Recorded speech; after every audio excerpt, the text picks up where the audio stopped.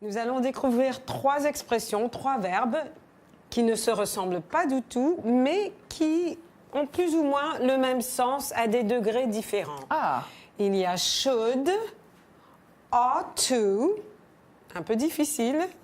L'orthographe ne ressemble pas trop à ce qu'on entend, mais il faut regarder et il faut apprendre. Ought to et had better. Donc, avec ces 3 verbes, ces 3 expressions, nous allons voir des exemples qui montrent qu'ils se ressemblent, mais un peu différents. Par exemple, should, en fait, c'est une suggestion. Your mother is sick. You should call her. Ta mère est malade, tu devrais l'appeler. Et on entend ça aussi dans le ton. C'est suggestif, c'est pas trop agressif, c'est gentiment dit. c'est gentiment appuyé. Voilà. You Douce should fermeté. call her, your mother is sick. On a un autre exemple avec should. You should go to work. Tu devrais aller au travail. Je pense qu'on a tous dit ça à nos prochains. Et puis maintenant, on va regarder des exemples avec ought to. Un conseil. Your mother is sick. You ought to call her.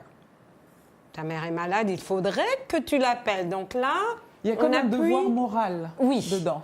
Et puis on insiste un peu plus. Là, il y a un aspect de moralité. You ought to go to work. Il faudrait que tu ailles au travail. Là aussi, on appuie un peu plus. D'accord, donc ought to, c'est plus moral. Ought Tu to, c'est entends un peu plus fort. You should Had listen to the better. Had better, c'est une obligation et parfois un avertissement. Your mother's sick. You had better call her. Ta mère est malade, tu ferais mieux de l'appeler ou tu dois l'appeler. Ça devient presque impératif. Tu as intérêt à l'appeler. Tu as Quelque intérêt. chose comme ça. Donc, C'est je dirais- urgent Ouais. et c'est il faut le faire. peut-être même Donc je grave. dirais à Anna par exemple, Roger is hungry. You had Better. better buy her, buy him, Buy her. food, buy him. OK? Donc, cet aspect obligation-avertissement, encore une fois, you had better go to work.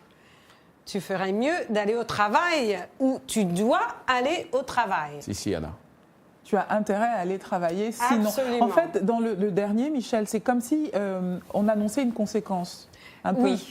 Tu ferais mieux, tu as vraiment intérêt à faire ça, Oui. sinon il y a quelque chose en suspens. C'est j'ai l'impression. grave, il y aura Mais je crois qu'il y a peut-être des une conséquences pas punition, dans tout, il y aura hein, même peut-être shoot, hein, une conséquence ouais. négative, peut-être. Donc voilà, ces 3 expressions qui ne se ressemblaient pas du tout ont plus ou moins le même sens, mais à des degrés différents.